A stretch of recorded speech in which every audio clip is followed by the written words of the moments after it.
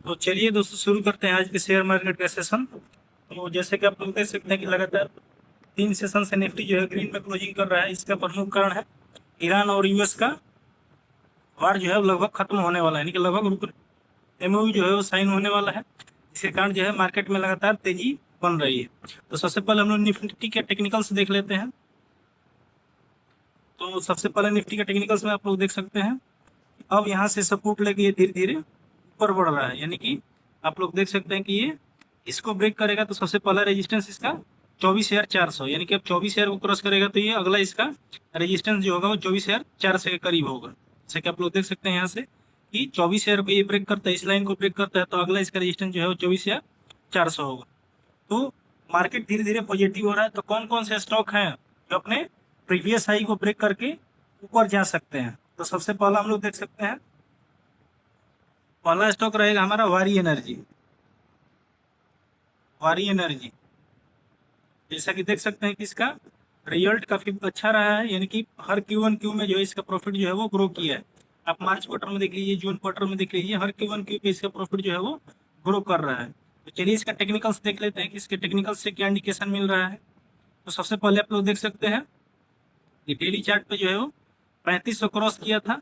3500 लगातार 3500 क्रॉस किया था, इस ये कैंडल 3500 क्रॉस की थी, लेकिन धीरे धीरे है ये आके और 3,000 के आसपास लगातार लगभग 10 ट्रेडिंग सेशन से यही सपोर्ट ले रहा है। तो अगला इंडिकेशन ये हो सकता है कि धीरे धीरे ये अगर यहाँ से आउट होता है, यानी कि यहाँ से ब्रेकआउट करता है, यानी कि 3,032 के लेवल को क्रॉस करता है, तो धीरे धीरे ये 3500 से 3800 की ओर बढ़ने की कोशिश कर सकता है।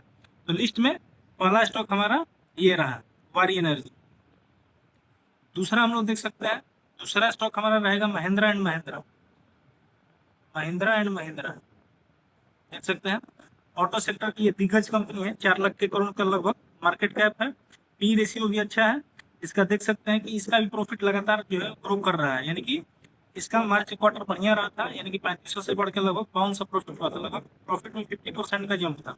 तो आप लोग देख सकते हैं इसका।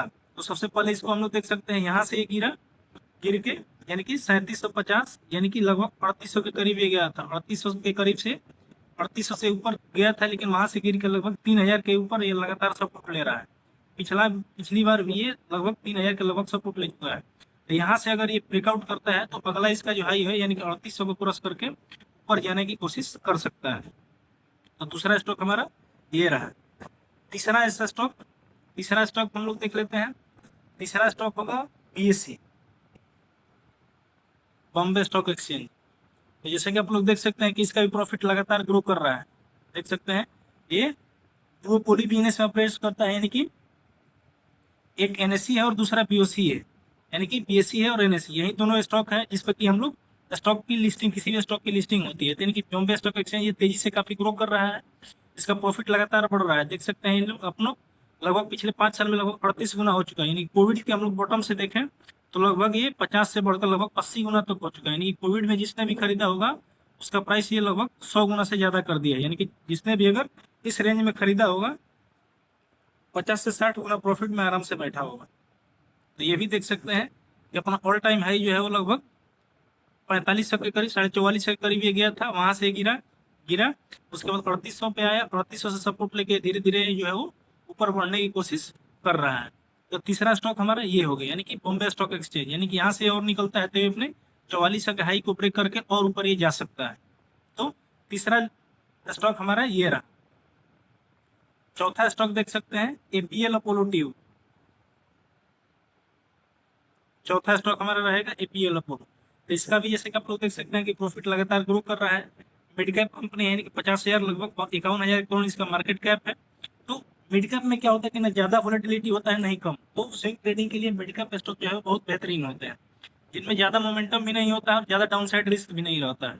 तो ये स्विंग ट्रेडिंग के लिए परफेक्ट होते हैं। तो हम लोग देख सकते हैं कि यहाँ से ये गिरना चालू किया, यानी कि लगभग 2200 के करीब ये गिरना चालू किया है, लगभग 2300 के करीब से ये गिरना चालू किया है।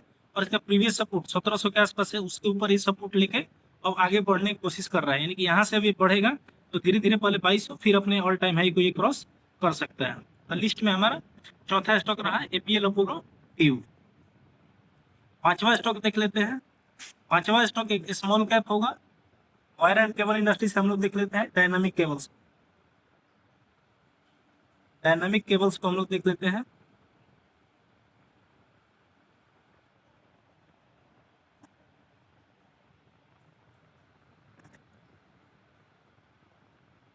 डायनामिक केबल्स जैसे कि देख सकते हैं कि इसका प्रॉफिट भी लगातार ग्रो कर रहा है। इस क्वार्टर का प्रॉफिट जो है फ्लैट रहा था, लेकिन फिर भी स्टॉक का आरओई बढ़िया है।